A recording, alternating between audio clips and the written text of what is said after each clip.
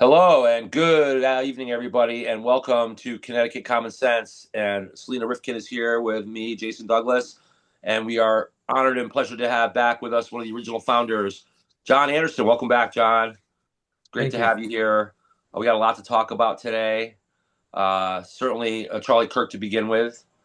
Like we just said before we turn this thing on, I don't think we could talk enough about him. I think he's I'm starting to realize I'm in my 50s, and he may be the first true martyr, other than maybe Martin Luther King, Mm. who died before I was born. Um, I think he may be one of the biggest worldwide martyrs I think any of us have ever seen. I don't know what you think about that, Jay, but I was. But welcome back. It's great to have you here. Yeah, I'm glad to be back. I think somebody wanted to know why I came back. Is that Yeah, was yeah, that was okay? we would mentioned a little bit, when we were texting, and that it seemed very relevant. Yeah, so initially, I mean, I'm not going to get into the full details of why I left, but part of it was uh, I was getting threats on Twitter/X. People were DMing me death threats, trying to dox me. And it just got to the point where it became very unsafe to want to continue on until I knew for certain that I was going to be protected. Now, obviously, I live in a very conservative town, but we don't have a police force, right? So we rely on Troop C, which is the state police, and we've got two or three resident troopers. They're not fast to respond to stuff, and as much as I have cameras up, there's been some crazy activity in the surrounding areas when it comes to protests. And for me, if people were threatening me, I have a wife and a child, and I don't want to compromise them. So I had to take a step back and kind of reevaluate it. And clearly, I was right to do that based off of the fact that we all saw what happened with Charlie Kirk, where he was extremely moderate, and I would say that he was more central than anything else. And I felt like I was approaching this the same way, but people are so radical on both the left and the right that they don't want to see that, and they're just going to get it in their heads that they need to take out any threat to their quote unquote safe space. Hmm. So for me, I decided that after he was assassinated, I kind of looked at my wife and I said, somebody's gonna have to fill his shoes, right? And you get all the grifters like Candace Owens and Erica Kirk. Well, I don't want to call her a grifter, but Ben Shapiro, like everybody's like, oh, we're gonna be the new Charlie Kirk. I mean, and Jason, you were talking about Steven Crowder last night, who Hmm. kind of started the whole thing that Charlie Kirk ended up kind Finishing, of almost amplifying, trying right? to finish. Yeah. And I don't like their voices, right? Because I feel like they're doing this specifically for money and they're not doing it for the sake of we need to fix this country. And Charlie Kirk was the only person that was relatable to both the left and the right because of how central he was on a lot of issues. And I've seen so much hatred towards him and so many clips taken out of context where they're calling him a Nazi. I mean, the last time I checked, Nazis don't get assassinated for using free speech, right? That's Hmm. the Nazis did the assassinating. Hmm. So we've gotten to a point where I think the left has started to see how fascist they actually are. And Hmm. I've seen so many people that were lifelong Democrats have just decided we can't be a part of this party anymore. We're going to switch to the right. So with that, I decided now is probably the best time to come back because nothing like that is probably ever going to happen again in our lifetime. No, Um, or it and hasn't I happened think before. I think we're going to start seeing more people rely on the police and call in some of these mental health issues because that's what we need as well, is we need students being proactive Hmm. and calling in threats on their lives, or if they think somebody's being sketchy that's a student, that's how you're going to save lives. So I think people need to be aware, and parents need to start teaching their kids. If you see something crazy, you need to call it out because this is not normal behavior, and we've let this irrational behavior go on for at least 15 years, and Hmm. it needs to be kind of put out. And I think people are finally starting to extinguish that fire that was started under Obama. Mhm. Yeah, that's a great point. That's a lot of truth to that. And I think it all started with Obama with his inauguration in 2009. So the timing is just about right. That's when the Mhm. culture started to go south. It started with gay marriage, and it started with our cultural. Like I was just speaking with somebody the other day about how I'm a big music fan. I listen to I'm a big Billboard Hot 100 guy going back to the 70s, and it's always been creative. Music has always been the sort of the voice against authority in a way. The music has always been something in this country that helps try to right wrongs, and that's Hmm. what's one of the things that's great about it. But I noticed quite quickly after Obama's inauguration that the music coming out even was just so cookie cutter and so just dance with me, and there was Boring. no artistry to it, very little artistry to it, and Hmm. so this slope of cultural decay, which is deliberate, has gone on for over 15 years. And I think, Jay, I think you're right. I think that what happened with Charlie Kirk, as terrible as it is, has, I think, maybe initiated a great awakening here in the country, and from a religious standpoint, but also just from a cultural standpoint. Did either of you guys watch the memorial in Arizona? I saw bits and pieces, but I didn't have a chance So, to so I sit had down it and watch on. the whole thing. I had it on with the volume down for a while, Hmm. and I saw bits and pieces of it, like Jay Cool. says. So I Yeah. didn't see the entire thing, but it certainly was. What I did see of it was certainly very moving. My understanding is that, am I correct in this? There was about 100,000 people expected there, but instead it was more like 600,000 people that No, actually no, no, showed no, up. no, you've got the numbers pretty far off. Okay, yeah, tell me about those. It was the final estimates were about 90,000. The stadium would only fit the initial stadium, the big one. I can't remember the name of it. Sun Devil Stadium. Yeah, something like that. Yeah, Yep. that one fit 70,000 people, and that was at capacity.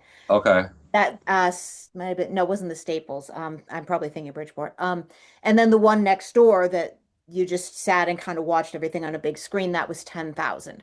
There were Okay. still a bunch of people out in the parking lot though. So about 90,000, they're thinking. Yeah, they were thinking around 90,000. Which is nothing to sneeze at. Um, No. yeah, so it was very long. I actually watched it as a school assignment. I'm taking a class in ritual development, and I asked my teacher if I could use that, and he was like, "Yeah, as long as you actually watch it as opposed to just Mhm. listening to it." And I was like, "Fine," because you have to be able to see what's going on. Yep. The first part of it was largely Christian music. What I know about the band in particular, which is named Creed, Agreed. they Okay. Yep. yep, they sing. It's very much a devotional activity for them to perform, and Hmm. they did a lot of they performed they did basically a 2 hour performance before any of the speeches started.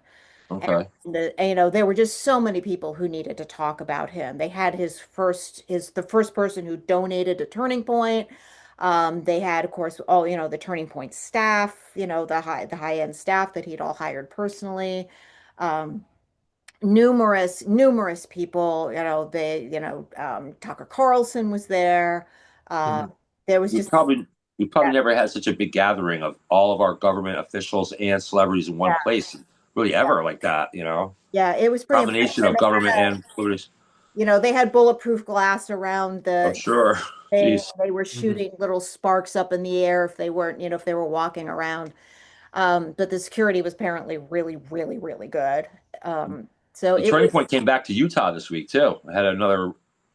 So I don't have, I've watched Ben Shapiro, and he has strong opinions, but he also got doxxed early on. I mean, he created, like Charlie, he created his own organization before Charlie started.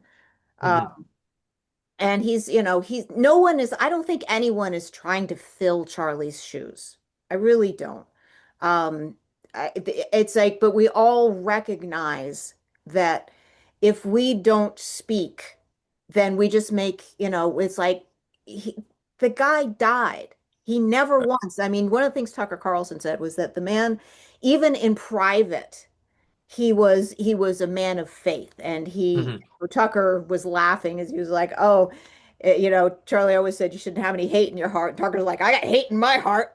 Yeah. Right. Yeah. And I hate my Charlie, enemies. Trump says. Yeah. yeah, Yeah. I saw that part. Charlie would say to him in private, it's like, "No, that's because you need Jesus to come in." And and I'm not. not a Christian, but I have such, I have respect for this attitude of, this is, I mean, this is what we have in the United States. We have the First Amendment. This is why we have it, so that we Yeah. can have conversations instead of shooting each other. Right. Hmm. And Right. this is something that we definitely should be holding sacred. And fighting for and standing up for, like Charlie did. So when we say we're filling Charlie's shoes, we're not necessarily trying to be Charlie, but we have to continue his message.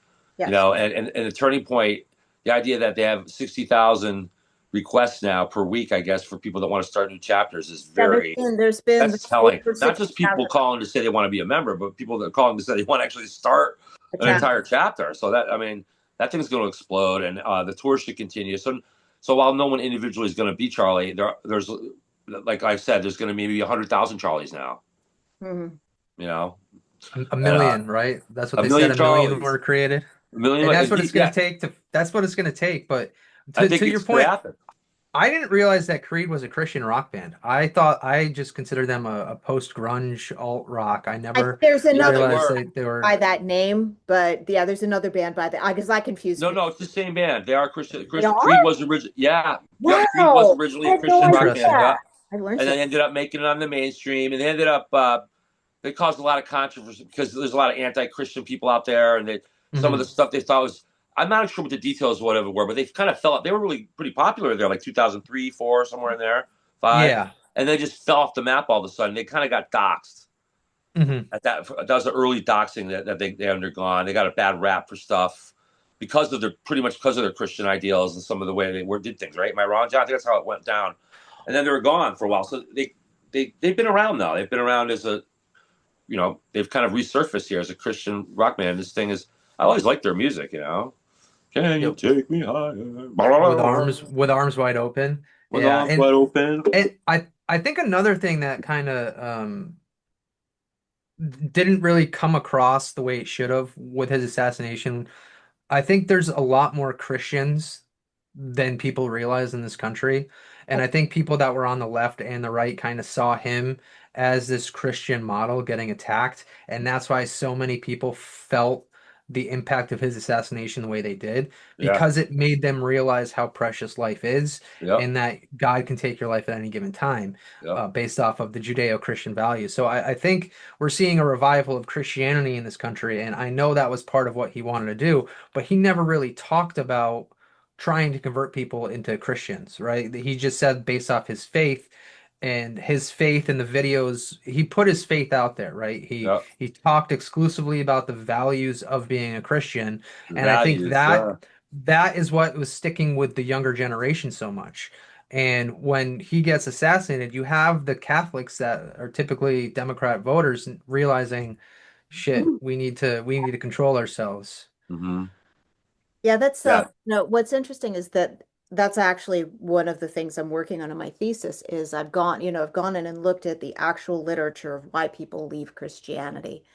And by the way, that slide, which is like back in the 50s, 73% of people were members of congregations. It's down to 47%. Mhm. That slide stopped in 2000. It just like it was going down and now Did to do it's with 9/11, maybe no, no, no, a year earlier.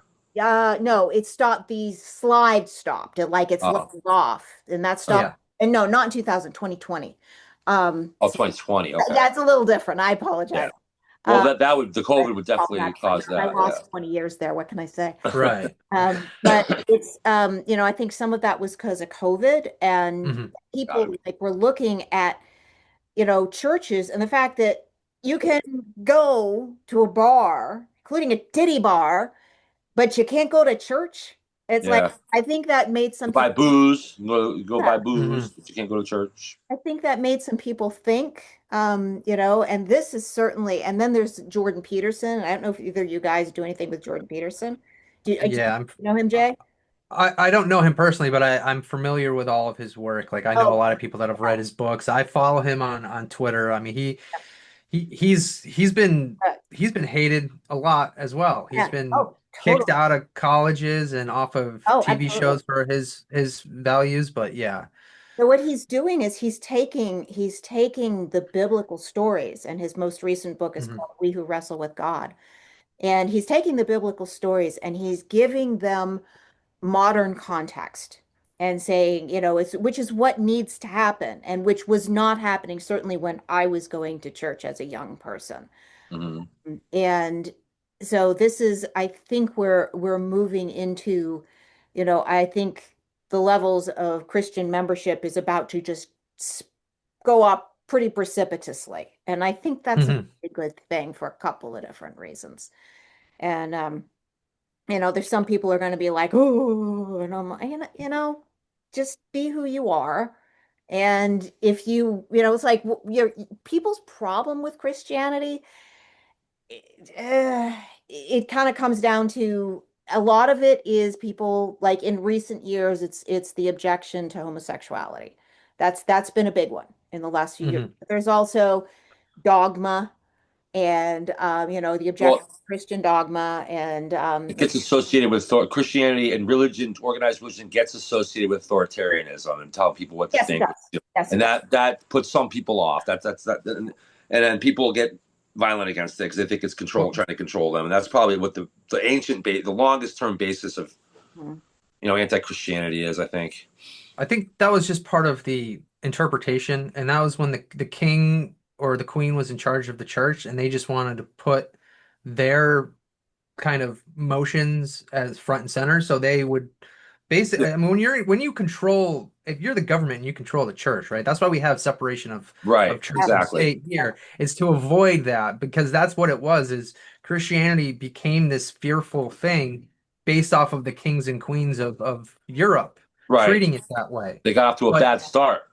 You right, know. but in reality, you look at the text, the Old Testament or the New Testament, and you can see like there's nothing in there that says you should hate people based off of who they love. And I think Charlie Kirk was talking about that as well. He's like, Yeah. as much as I don't believe that you should be married because that's not what a marriage is, I'm not going to hate on you for living your life and loving who you want to love. I just don't think you should be able to get married legally, which is a fair assessment. That's how it was up until what 2008 Yeah. 2009. Yeah. Everybody thought that way, and then it Because changes, and all of a sudden once that changed, we went off a cliff with the LGBTQ throwing everything in our face. And I think right now what you've seen is, I don't know if you guys were aware of this, but the LGB are dropping Oh, yeah. everybody else out of their They don't little like group, it. and they're the just TQ, yeah, right, Mhm. right, that's because probably now, what should happen. right, well, Because the yeah, I the mean the majority of T, the go ahead. I mean I'm just saying the majority of the homosexual community in this country are reasonable people like you and me. They Just just want have to a get different along. orientation or whatever. Just want to get But Mhm. yep, it's a very minority even among them that are the Right. people that are causing these problems.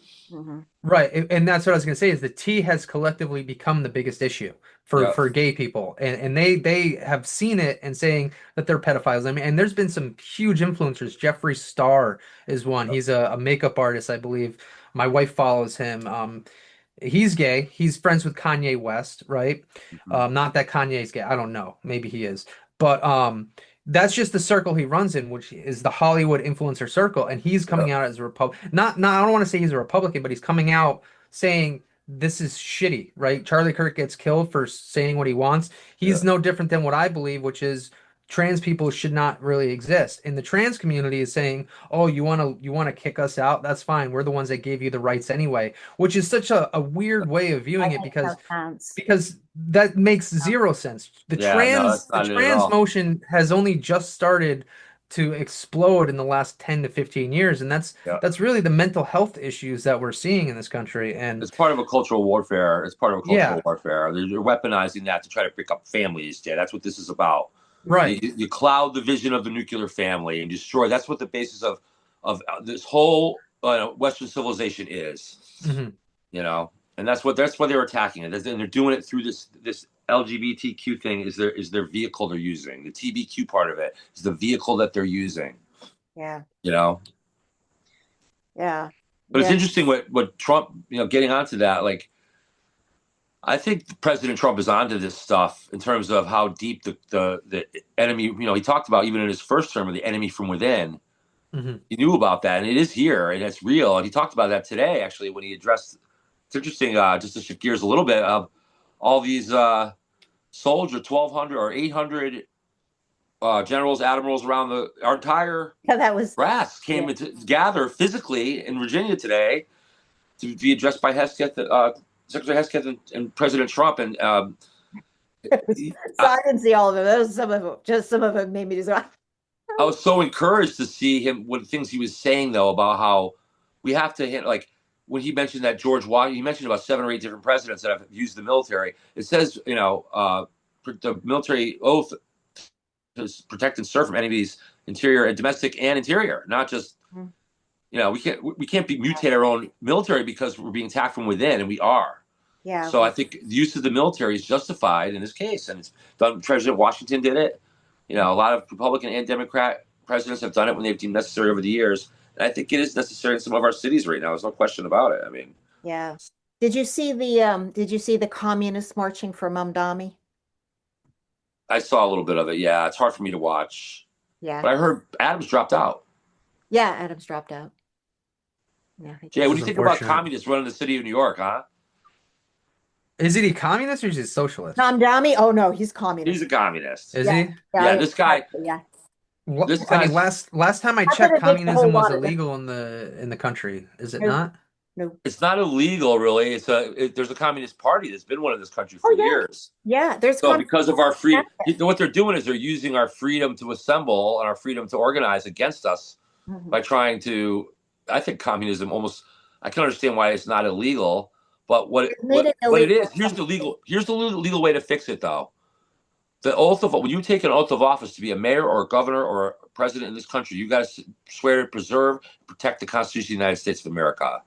Yeah. And right now, Mhm. there's no. If you take that oath of office and then you just simply don't do that, like someone like or Cortez or someone like Crockett or someone like Mondami, if he gets in, they're going to ignore the principles of the Constitution with their crooked left wing judges and push these communist socialist agendas through, which is not preserving and protecting. Right now, there's no recourse to that. If you ignore that oath, what's the recourse? Oh well, I think they've so made something it. there needs to change. I think they've made it illegal in Florida for you to have any association to be in office if you have any association with the Communist Party, and they're not allowed to be an organization.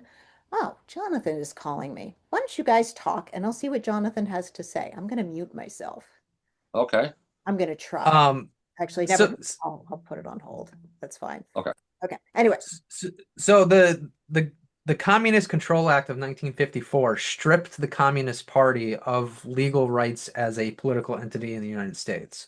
Okay. So it's you can be a communist, but you can't legally hold office as a communist. Even though it's protected under the First Amendment right, they did pass the federal law to say so you then can't do this. he must be a Right. It's So he can't then. it's declare what himself a it Which is communist and run as a. stupid if they're the same. well, he can, right? Because the issue is it's a largely unenforced law. Yeah. But Right. this is the great test, right? This is what our country is all about is if he gets elected, he's going to get sued. That's going to go to the Supreme Court, and we're going to find out whether or not communism is legal or not in the United States based off of the Communist Control Act of 1954. Yeah, except Now, he's not saying I'm a communist though. He's saying he's calling himself a Democrat. He's running as a Democrat and he's got communist principles. So it's one of those nuances. He doesn't come out and say, "Yeah, I'm a communist," which he hasn't come out and said. He just mhm. won't. He won't when they've asked him about anti-Semitism. He won't, deny. He won't put down the doctrines to kill all the Jews. He won't denounce that. He Yeah. refuses to denounce that, which is incredible, really. And so he won't denounce any of it, but he won't say, yes, I'm a communist or I'm running as a communist, because that would then he would open himself up to such lawsuits. So I don't know. He's loopholing it by simply calling himself a Democrat socialist like Bernie Sanders would. This guy's basically a young, energetic Bernie Sanders Mhm. running for mayor of New York. So and Lovely. but so he gets around all that by just saying, "Hey, I'm a Democrat," and dancing around it. But yet he wants to open up government grocery stores. Say, Yeah, I saw that. And what's funny is the socialist Democrats, or what are they calling themselves now? The Democratic Socialists. yeah, They're trying to be like this new party, AOC and Bernie talk about it all the time. right, It's that's not a thing, right? You're a socialist. Just yeah, stop throwing democratic in front of Well, everything. that's what What's it they're going to be next? Democratic communist? Like, come Yeah, on, yeah, yeah, yeah. what let's they I be do. know. They, serious here. Yeah. they change the Republican meaning of communist. words. They change the meaning Yeah, of words. That's what they do. You know, And I it's the was, and revisionist theory, it's right? Yeah. interesting that you bring that up because last week I brought up this point. Tell me what you think about this. The way it's set up right now, there's conservatism, right? And then there's liberalism or socialism, and we're going back and forth. And it's this image that somehow we're like two sides of a football team: conservatism, liberalism, and then yeah, there's this the referee in the middle is some kind of a Hmm. neutral thing, and that's not really what it is. We're really conservatism is really Americanism. That's what we are. We're the ones that are we're the ones that are the referees here, and we're getting beat down by this Marxist left wing thing. This notion. So I've started proposing that we just start calling ourselves Americanism, followers of Americanism, because conservatism is essentially Americanism. It's but there's not some also a the right wing is a different thing. Have you ever heard of extreme conservatism? There's no such thing as that. There's extreme right wing, yeah, that exists, Right. but there's no such thing as extreme conservatism. That's an oxymoron on its face. So what we really have, conservatism is really equal to Americanism. That's what this is. We're Americans. Jordan We has follow the this principles of the founding fathers.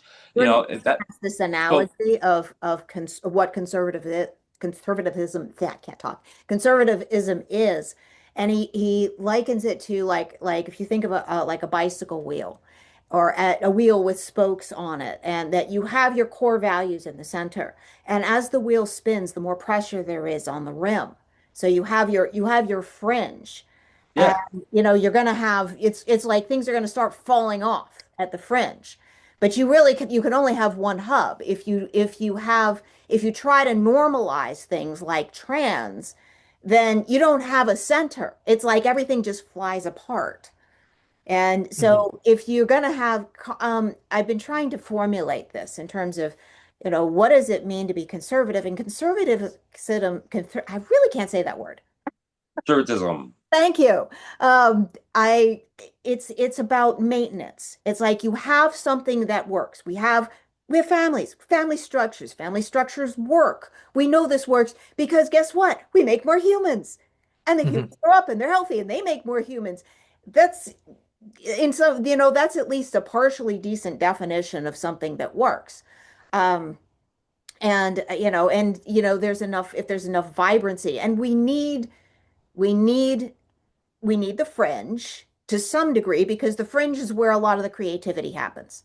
Because that's where you're reaching outward to see what will help hold everything together. And we're doing a lot of that. We've been doing that like crazy since As the long as the fringe stays on the fringe and doesn't jump up on the table, yeah, that's the that's it thing. exactly. That's it exactly. If you try and bring that, what's on the fringe and make it part of the center, we got it. Everything's gonna go. Right, which is where we I are. I think to help you with that analogy, I would say that conservatism is a way of life, and socialism, communism, whatever you want to call the left, is Policy. a way of thinking, right? So you've got the actual physical way of living Yeah, is what conservatives believe in. We know what's going to work. yeah, We practice it in our day-to-day life. Versus on the left, their thoughts change every single day, right? yeah, They can be easily persuaded to go further down the the shit tunnel versus us over here, we're just living our lives like, hey, this is what works. This is how we're going to raise our families. So yeah. we practice conservatism with our actions throughout the day. The Democrats, they just change constantly and they're always trying to make us out to be evil because they don't like the fact that we're successful in our approach to life. And that's what it comes down to. Christianity is the backbone of conservatism with how we approach hardworking, pride, et cetera, et cetera. The liberals do not like that. They're the ones that were mostly atheists, right? That's kind of how it fractured off. They're the anti quote unquote fascist, and they see God as a fascist kind of symbol. So they're mad that we are successful. That's where all this hatred comes from. That's where all this name calling comes from. It's their way of thinking is so fucked up It's because a of our human way of doing life. a human condition. It's called misery loves company. Right. Resentment. So no, really, since they're miserable, and liberals are not happy people, Mhm. and misery loves company. So one of my brothers is an example. they want you to be miserable with them because it makes them feel better if everybody's miserable. So that's kind of what that's part of the inner psychosis behind all this. It's terrible, really. And but the really what's different? It's always been like this. You know, if you're a history person, some of the spearing that went down in the 1700s and early 1800s is really just as bad as today. Hmm. It's not about Yeah. the smearing. It's about the difference is we were able to discourse without violence for the most part, other than Mhm. obviously we've had Yeah, eruptions. mostly. So Not you that know, not that people haven't busted out the fist fights on a pretty regular basis before that. yeah, we certainly have done little fighting amongst ourselves over the years, and we're human, so these things are going to happen. They're going to spill over. But our system is always the difference, though, is our system has always been intact to keep it in check. But Mhm. now, and the people that were in Congress, although there are a couple exceptions to that rule as well, but generally, Congress, our elected officials would stand in unison against this stuff. Whereas now we have them saying things like, again, this is a delicate thing. What some of our senators and Congress men and women are saying about us being Nazis and blah blah blah, and these things are inciting violence. And freedom of speech has its limits. You cannot yell fire in a crowded theater and trying to induce chaos. And when you yell, "This is war. We got to take to the streets," and a microphone on TV, you're basically doing exactly that. And so why those people aren't being held accountable, I don't understand really. I can't understand. And there are limits to free speech. It's a nuance. You can't. It's not illegal to get on TV and say we're dealing with Nazis. I mean, Yeah. it's a lie, but it's not a violation of I freedom of I speech. would But if really you like. say we had one, I think it was Crockett, and I think John Larson, our own guy, said Oh we yeah, got to take it to Lawson the said streets, yeah. and then this is war. Those are rightful, violent, inciting comments directly, and why they're not arrested for that or called to the carpet for that is perfectly what I don't understand. I think the reason they haven't been is that a lot of the stuff that the administration is doing, as far as I've like heard this from a couple different places, because I follow a bunch of people on X, and the general consensus seems to be that um, as the administration talks about things. It's like they'll talk about, okay, maybe we'll do this. And then a little bit later you go, oh yeah, we're probably going to do this. And then we get into, yeah, we're really probably we're this is in process. And then it's like, okay, this is coming. And then it's coming. So they're trying Yeah, to it's slow coming. walk people into this Yeah, stuff. And yeah, they don't want. I understand that. I've heard a lot of talk of that they're slow walking us into the Insurrection Act. Um, Okay, because that's good. I hope so because think if they, about what will I happen get it. if they start. So we've got this issue. It's like, what happens if we start arresting You're representatives? gonna give them something to say. They're gonna start saying, "You see, And Trump then is being a Nazi." I get it's it. like, how do you do that? And it's like, She's how stubborn. the heck are they going to actually get the voter rolls from Connecticut? Think about that. It's Right, Mhm. right. without actually having federal level officers in here to come get it. You think Connecticut's going to cough it up? Maine's not coughing them up. No, right. No, and they're like they've been subpoenaed. They're like, here, come on, cough it up. And Yeah, Pennsylvania, and I think there were like 6 states they actually subpoenaed last week. yeah, We were not one of them, but they've all 50 states. They have requested voter rolls from all 50 states, and if they don't cough them up, how else are they going to get them? yeah. I'm not even sure we have FBI representation right now. We certainly do not have, a federal Department of Justice lawyer for Connecticut. We're supposed Mhm. to. Yeah. Don't Are neither. we? No, we No, we don't have anybody out of the Southern District. we're supposed to have one for the state. We have what's called an interim appointment. The problem is that Okay. any um any of these appointments has to go through it's an old system. It started in 1913. It's called the blue slip system. And any judicial appointee has to go through the committee. Uh, Mhm. Chuck Grassley, who's the head of the committee, he's a very elderly Republican. I hope he doesn't run again. He's a big fan of this blue slip system. And Big old rhino. yeah, possibly. I don't know. I don't know enough about his history. I don't want to say anything about him. But what happens is that the tradition is that state senators get to say no to any appointee. So I don't think we've actually had because we've had how long have we had? And it could be either one of the senators that says, no, we don't want this appointee. How Mhm. long have we had Democrat senators? And all they Yeah. have to do is say, we don't like this. So you end up with an interim appointee that isn't actually doing anything. And so Trump is actually talking about trying to get around that blue slip system. Yeah. Yeah. Heard that. So I'm hoping that we might actually get some representation. And I don't know a thing about the FBI. What I do know is that all of the data from the flawed voter rolls has been delivered to the Department of Justice in Washington.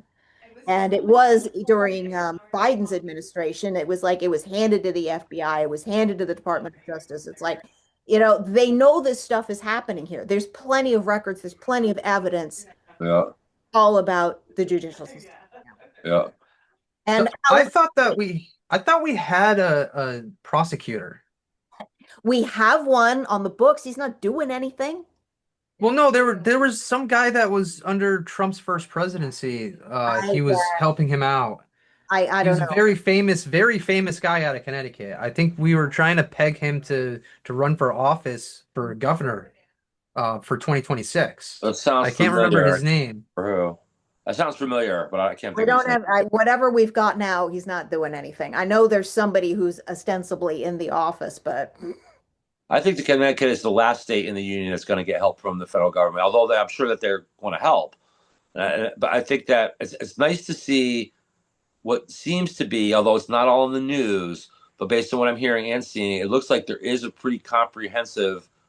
The White House and the federal government and Congress even are doing a lot of things behind the scenes to try to fix this thing. Like they're being thorough and looking into this stuff yeah, and just trying to root I gotta this do it disease right. out of the country, this enemy from within, so to speak, in a legal way Mhm. as much as possible. You know, and it's good to see. But I do think Connecticut is the last state that's gonna. We're like last. We're on the list, but we're like at the end. Oh, we're even going to be after California. We're gonna be even after California because California's in the California was one of news. the other one where they is one of the others where they subpoenaed the rolls. They got Massachusetts in the news. They got Illinois in Yeah. the news. They got New York in the news. They got New Jersey in the news. Connecticut's not in the news. we're not. We're not talked about nationally. Well, we are when it comes to the worst possible stuff. When Chris Murphy gets up there and Oh yeah, starts when he, Right, right. Oh opening yeah, his we quote. mouth. Oh yeah, we get all their quotes from Blumenthal and Murphy. We get all that, but Yeah. like we don't get anything from what's going on in Connecticut in terms of flipping it red. Like what we're trying to do here. There's no. Right. There's zero. I mean zero. You know. Yeah, it's bad. It's because they all live here. Guys like I don't know where George Soros lives, but guys like that are funding this stuff. These behind the scene creeps. They live here. They let them have their houses right here in Connecticut. That's one of I, the reasons. I guess what always confused me about the state is how do we just go from being a mixed political state to all of a sudden we're just strictly blue up and down the ticket, right? We had John Rowland, right? I think you had talked to him Yeah. or reached out to him. And then we had Jody Rell, who was a Republican governor. And we used to have not necessarily Republican senators, but we had for the US Senate, but we had plenty of conservatives at the state level. And then it just switched, right? Well, rigged We used to be elections. I Rigged can't we believe used elections. to be I've a very conservative state government and then a very liberal national government is what the state was that I grew up in. And it's completely changed. And I don't know what happened I can't and help but where we think, Rigged. lost I our can tell way. you what happened. I can tell you what happened. Rigged elections. That's what happened. well, that's got to have something to do with it, A absolutely. lot to do with it. Really, I mean, they are. Well, when you have 40 to 42% people voting conservative and zero representation, that pretty much tells you all you need to know. yeah. Yeah. You know, and I don't guys know like John DeBarros. I really like John DeBarros, man. That guy is kicking out there, but they're trying to primary him. They're trying to. yeah, they They're are. really our own party is going after him, and I I think hope we do. honestly, I think that's probably part of the problem is the Connecticut GOP even before Ben, Hmm.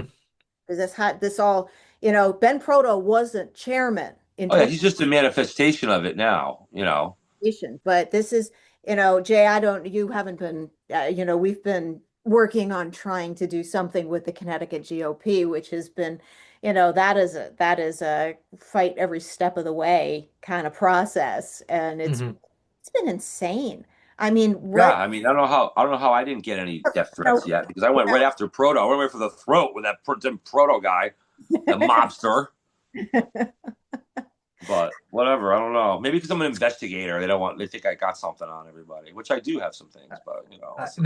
They're I mean those guys are protected. That's what it comes down to. They want to remain in power, Yeah, not to make any change, but to say that there's somebody they're here. doing so. And Yeah. 40 yeah, over 40 uncontested seats in the last in 2022 election. Ridiculous. That's insane. well, Oh, we didn't want to run anybody. It's like, oh, it's just better off that way.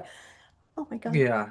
Yeah. And I think I had pointed that out early on. This is what got Jason and I to start doing this podcast was the fact that we had way too many people going against each other in the Republican Party for these primary seats, and they were blowing all of their money and all of their resources before it even got to the actual election. right. And we needed to reduce the amount of people that we were running out there and say, we need a couple cycles where it's just one person says, I'm going to run. Mhm. We go all in on that one person and let Yeah. them have a fair fight because what you see when it comes to money is the Democrats have just the one person, right? They have the incumbent. They don't have to primary at all unless Hmm. something happens like with Lieberman, right? Where it was Lieberman had to file as an independent and then he still won. But when you have just one person running against six people, Hmm. they're only worried about themselves. They're not worried about the six other people. And either the Republicans need to just start worrying about themselves individually if they're going to be multiple people running, or they just need to collectively say, back away. We'll just make one person the primary candidate because at least we'll have a fighting chance if we've got one person in each area versus let's blow our money on six people. I mean, think of Aaron Stewart. How is she going to raise the money if there's somebody else going against her? And we've Hmm. had that problem. It was Bob Stefanowski had that problem the first time around. He spent all of his money getting to the primary, and then he just gave up. He just thought he was going to win because he won the primary, and he stopped spending money because he didn't have anything to spend. And we had talked about that, and Stop you said that, campaigning too. right, right. So, Might be the bigger problem. Ben Proto's never going to get money, right? He doesn't effectively know how to win. He's never won a single fucking election. I don't know if anybody's noticed that. He has never won a single I election know he's a complete or as a failure. campaign manager. He has never gotten anybody elected in the state of Connecticut. He's there for that reason exactly. Yeah. Right. That's like in the NFL, you got a team that goes 0-16 year after year after year. Are you going to keep the same head coach? Absolutely not. You're going to Right. Well, fire him. the problem is Unless you're corrupt. they've been the way it's like we don't have they've been using the process to make sure that they've been manipulating the process in a way that allows them to gatekeep and keep out individuals who'd be interesting. For example, and I've told this story before, but you haven't been here. I back in a year ago now, it's been a year since I originally contacted my local RTC thinking, you know what, whatever Mhm. happens, I need to be involved. Nothing. Emailed them again in January. Nothing. Then they posted on the events page, they posted, it's like, oh, okay, we're going to have meetings. Mhm. I went to the location. It was a parking lot, literally, literal parking lot. I finally, thanks to, we now have contact information for all of the state central reps. I emailed my two reps and said, I'd really like to be involved. I even got somebody to actually spoke with Marianne Turner on the phone. And I called her and I was like, You well, me both. yeah, yeah. And she's like, well, what do you want to do? Why do you want? I'm like, why is this hard to understand that I want to participate? Why, Mhm. why, why do you sound so defensive? I don't understand. You're corrupt. That's why. And yeah, and so he finally wrote back to me and was like, well, we don't have any meetings scheduled right now. I I thought you were required to hold meetings as Yeah, the that yeah. so did I. They Huh. do what they want. They got it written in their bylaws. They can't get like voted The out the way their the bylaws are. bylaws say you have to hold meetings. Yeah, unless they rewrote them. Because apparently, Proto has the authority to rewrite them on his own will. From what I I understand, he can don't just know. write whatever he I don't, wants. and this is, try to get any attention from the national level. I wrote a Hmm. letter to Watley. That's the only one that came back that was received. Right. Went Came. to Watley, the Republican National Chair, but I haven't received any correspondence back. Just that they received it. Yeah. So So yeah. So this it's going to have to be the people. Once again, it's going to be the people that are going to have to put the pressure on the town halls because ultimately the RTCs.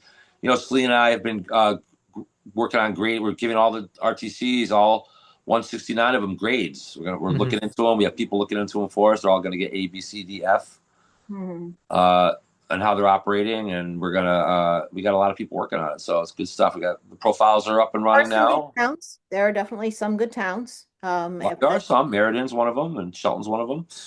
Yep. Now, has anybody written something about the GOP in Connecticut? Oh yeah, Like I've written several things actually. with like evidence or anything like that? We're collecting stuff. Hmm. And that's kind of what we're doing right now. It would be nice to know where we could actually send that where it might do some good. I was going to suggest the most famous Connecticut person to send that to would probably be either Laura Ingraham or Megan the Kelly. other one, Megyn Kelly. Yeah, Guess what? I have both of their cell phone numbers. yeah. Because if he's, I think Megyn Kelly, because she's more independent now, with her platform, not independent in terms of politics, but just she's not bought and paid for by anybody. I think she'd Right. be more willing to cover it because she has covered Connecticut news in the past, Yeah. being that she is now a citizen of the state and is a voter here. So I think she would be extremely interested, especially because she wants to run for governor or U.S. Senate in the state. So if she has that information, Mhm. that's where you're going to get that blasted out Is to that the thing, everywhere. Selena? Is that the thing you wrote just a couple weeks ago? That long, basically indictment of the GOP, But that was a letter that I sent to every single one of all the committee members, and we handed out at the Cadillac, right? yeah, I wasn't able to hand it out. I didn't Oh, get. that's right. That was my fault. Okay, so Yeah, it was your um, fault. that It was was my fault. All right, so here's what I'd like to do though. I can get that to Megyn Kelly directly on her cell phone. okay. I'll text her. I'll say I'm gonna send you a long text message here. I'll copy and paste So it into far, a and we haven't had any right response. on our damn cell phone. Zero, What's zero, that? zero response to that letter, and it went out in the Sentinel. The Sentinel published it for us too. So But I think Jay's right about Megyn Kelly. She's a great candidate. I'd love to have a chance to reach out to her. I already have reached out to her. She didn't answer the first time, but Hmm. if I can get her to communicate with me and just tell her, look, we're here to help you if you want to run for governor of Connecticut or run for as a senator. She lives in Connecticut, yeah. Yeah. and I don't think she's from Connecticut originally, but she's been living here for a long time. Laura Ingram's the opposite. She lives in D.C. now, but she grew up in Connecticut. She She's has from family. Glastonbury initially. Yeah. Yes. So, but Laura, like Laura works for Fox. She's kind of bought and paid for, like you said. Now I've reached out to her quite a bit with quite a bit of information this year. I've texted her, I don't know, about 4 or 5 times, I think, since spring, with some pretty cool stuff, and I have not heard a word from her. So I think she's a dead end, honestly, unless you get her in person. Um, but Megyn Kelly was to work on her, and we want somebody in Connecticut who's got a little chutzpah, if you will. Yeah. That's a Hebrew term, right? A little chutzpah I think so. to run for governor of Connecticut. Um, right now, look. I like Aaron Stewart. I think she's got a good heart, but she's not. She's just too much part of the system. She's not. She's not the. We need a Donald Trump or Donna Trump for the state of Connecticut to come forward. So a business person, someone who knows the state, someone who is not afraid to talk down someone like Purple People Eater Rosa DeLaura, who's basically a witch. Um, we have a witch running as one of our representatives. I mean, we have corrupt elections. I mean, Trump's not afraid to go out and talk about that. We need someone with a big mouth, a MAGA person, to run for governor of Connecticut. It's not afraid to take We ha sides with Donald Trump and the people of MAGA. We don't have that we right had now. one. We had one though. It was Linda McMahon. Yeah. Yeah, but And we don't have her anymore. She's I know. Secretary of Well, yeah, Education. maybe they'll Maybe I'll get her to resign and run for governor then. I don't know. well, he still needs a pit bull in the Department of Education. If they're going to shut that down eventually, but for now they're using it as a At first I was all in favor of them shutting down the Department of Education. What a great idea. I was all for that. Now I'm starting to change my mind. I think that we should still have a National Department of Education that's a little not about the money so much as about the curriculum. We can't let blue states continue to teach kids anti-American crap. And if we just say, leave it to the states, well, then we're going to let states like New York and that continue to do what they're doing. So there has to be some oversight. There has to be some oversight to make sure that truth is being taught in schools. Kids in elementary school are being taught. I remember I myself in school was taught that America was rich because we stole it from everybody else, and we eat food and throw it away while everybody starves, and make it look like we're these terrible people. And that's not what kids should be learning in school. So yes, keep the Department of Education open to make sure that that there's reform. And the kids are taught the truth. But who decides the truth? Well, That's that's that's a that's good always been the question. issue. That's always That's a good been the question. You leave problem. it open ended. Okay, so we know the Declaration of Independence happened. We know these things happen. You teach a sequence of history of events, and then you leave it up to the students to decide what they think of it. That's the truth, Jay. That's where it lies, really. You don't. I don't want them to go and say anything more that about us. We don't want schools indoctrinated on our side either. We don't want people going and saying that everything about the right wing is right and everything about the left wing is wrong either, because there are good points that are made on the other side on occasion, and it's open for the so good classes I took in college and in high school. We were just taught the facts, the true facts, and then just said, "Hey, you decide." That's the way to do it. Well, honestly, you should never know your professor or teacher's politics, right? They Right. should keep their opinions out of school in general. Social And media has messed that up. Social media has messed that up Yeah. because well, now not only social media, but you've got professors that are just using their opinions on history and they're trying to spin this as if all of this stuff happened. It's like you're making shit up. You're right. using facts to spin some narrative that just you don't know if it actually happened. Just talk about the facts. That's Well, all you have to do. Be what factual. happens now though is you have a teacher, like I'm talking about on the grade school level or high school, 12th grade K through 12. You got teachers that you may not know their politics at school, but then you go home, you see their Facebook profile, and you get it that way. So it's like now I know in Bolton High School, my daughter went to as a graduate of Bolton High School, and the teachers who worked there were forbidden from having social media. They just weren't allowed to have a social media site. Period. And then there's other Well, schools that say you can have a social nobody media site. should be adding their teacher on social media. Right. Honestly, They had that's rules against that wildly stuff. inappropriate. Yeah. Right. So that needs to be. We need to rethink that whole scene and protect students in that area without being censorship. We can't do censorship, but there has to be some protection there.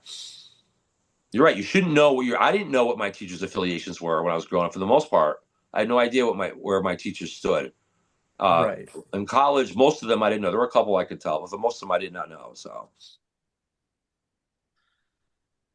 and that leads me to actually another subject real quick about college, about the colleges. Jay, last spring when we started doing this, we talked about the unions and the colleges being two heart and soul places where we have to, if we're going to flip Connecticut, we have to work on the unions being one of them, but the colleges being the other one. And what happened with Charlie? Getting back to Charlie again, opens up the door for us to connect with Turning Point. Apparently there already are 4 chapters in Connecticut. There's going to be more now, I'm sure, after what's happened, and I think that's penetrating the college campuses in Connecticut the way Charlie has around the country. I haven't seen too much evidence of that here at UConn yet, or anything like that. I haven't seen any 3,000 crowds of conservatives here, but maybe that's something we should work toward. I reached out to Turning Point, Connecticut I got the email through their Facebook page, but haven't heard back yet. Mhm. You guys should definitely feel free to try, or if because I think, I'd love to have somebody from there on the podcast. Yeah, Uh, I'm going to reach out to him as so that well. people know that they're out there in Connecticut. Mhm. This is one of our major problems in Connecticut is that there isn't any news. I mean, it's like I get the Connecticut Sentinel on my computer, not the Sentinel, which I do, but the New Haven Independent. Mhm. Did they say anything about Charlie Kirk? No. That's where we come in. That's what Connecticut Common Sense is for. Silence. We want to be Yeah. if no one else is going to do it, we can do it right here at Connecticut Common Sense. We can be the truth of Connecticut in the news and get the facts out there for people to make their own decisions on. No, Because and we don't have that here now, not in our mainstream media. we don't. I mean, the You Sentinel know, is, they're growing. And Jay, do you know the Connecticut Sentinel? Yeah, I think I follow them on Twitter. Yeah, they're really good. And I actually got to meet the editor at the memorial. She's a sweetheart. I love her. And they do their very best to, and they've got a lot of people who are writing a lot of articles now, but they're one outlet, and there's Mhm. still a bunch of garbage out there. And Austin just started a podcast too, so he's been doing interviews and stuff. But the more that's out there, the more that we do, the better chance somebody's going to hear it, and start to, um, you know, it's got to start somewhere. So here we are. People are hearing it. I think the Yeah. people are hearing it. We're getting there. Just keep on plugging. That's all. Are we there? Yeah, no, not even close. Not even close. But I think what we need to start doing is splicing media bits up of people in our state that are on the left saying some of this nasty stuff about people on the right and misquoting them. I think we need to start splicing up what the actual person said versus what they said the person said. So people Yeah, can start seeing exactly what our politicians are doing and yeah, how they're lying to people because you saw it with Charlie Kirk, and I've seen so many people that I never would have thought would have come out in defense of this guy, show the full clips and be like, where is he racist? They yeah, play the clips and they're like, and none of this was racist. None of this was anti-LGBTQ. None of this was any of what they've said about this guy.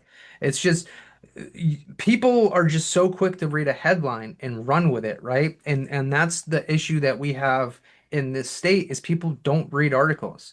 They yeah, just look at the headline and they might read the first paragraph. So you have to have a catchy headline and a whole lot of information in that first paragraph that's just gonna, it's almost like a marketing technique, right? You're advertising Absolutely. politics to people. Absolutely. People don't even read much at all anymore. It's all video clips and things like that. And I think you're Right. right. You're getting onto something here where we could like I'll give you an example. It's my famous one when they tell Trump they say Trump wants to be a dictator. They ask him, "Are you a dictator?" He says, "On day one," right? Which is the short clip. But if you play the full clip, the short clip's about 15 seconds long that they use. But if you play the 90-second clip of the whole thing, it's clear he's not saying what they said he's saying. So you could literally do with a little slicing and editing, like you're saying, Jay. Mhm. You just say, here's the clip they're telling you. Here's what really happened, and here's the lie. So Right. you could probably do a 2-hour documentary of those, and just doing them one after the other, and just Uh, pointing out the lies straight out. I mean, it's uh, it's it's silly, really. It's crazy that and people are too lazy. They don't read the whole article and they just look at the clip that they look at what they're fed. yeah. That's it. Oh, well, and that's what a lot of the short form content is nowadays, is it's all clickbait, right? Where it's they put the thumbnail of whoever on there just to get you to click it with a Yep. catchy title. And then you watch it and you're like, oh, this had like literally nothing to do with what the title Oh yeah. of the Yeah. video Exactly. meant, right? That's clickbait. So I think what we can start doing is saying, did you hear what Chris Murphy said about so and so? And then you just put in a video of him saying it, and then right below it you put the actual video, and you let people make it up for themselves because Right. they want video, they don't want to read. So if you have a clickbait title for an article and then it's just videos, they're gonna be like, oh, this is great. I read about what Chris Murphy said about so and so. Yep. There's so many ways that we can start tricking them. And I was saying, I was like, we need to kind of take the blue book or the blueprint from the left and use it against them because they've been Right. doing it to us for so long. We Yep. should just start stealing what they've been doing and seeing how they like it. Exactly. A taste of their own medicine. Absolutely. And we can, there's plenty of ways to do it ethically too, and staying within our values like that, just by pointing out the lies, just like you said, just point them Mhm. out and make it Yeah. easy for people. Here's the video you got. Click this on. So what really happened, and people will do it. I think do live in an era of short attention span. So you gotta get to people within the first 5 seconds, pretty much. Whether it's Right. clicking a video or reading something. So anything else on your mind? Not of mine. No, no. All right. I guess we're there. I think we're there. It's been a good show. So thank Yeah. you. Jay, we're Thanks for great to have having you me back. back. We're gonna have you back on what, Tuesdays for a while at least to get started, or Yeah, we'll see how it goes. Again, I've got two people are taking MBA classes in my house, so it's going to be tough with getting that free time. But generally, I'm available during the days for at okay, least a couple of hours. So all we'll right, see how it goes. I mean, if I have coverage for our daughter on Tuesdays, then I should have no problem. But if I don't, then I won't be able to do them. But for the most part, I have coverage on Tuesdays, so it should be okay, fine. sounds good. It's great to have you back. Yeah, So All right, well, glad to be everybody, thanks back. for watching Connecticut Common Sense. We look forward to our next edition. We have who do we have on coming up Thursday? We have someone who's running for selectman in Derby, which is the town right next to me. So I'm pretty psyched to hear what he has to say about his town. So Good. We have yep, Awesome. that's your hometown. We have elections, of course, local elections coming up in just a few weeks. So we're going to yeah. focus on that. And we also have big plans down the road. We're hoping to do more with podcasting. So stay tuned. And thanks for everybody for watching. Great to have you back, Jay. Selena Rifkin, Jason Douglas, Jay Anderson. God bless Connecticut. God bless America. God bless Connecticut. God bless America. All right. Bye, everybody. Bye.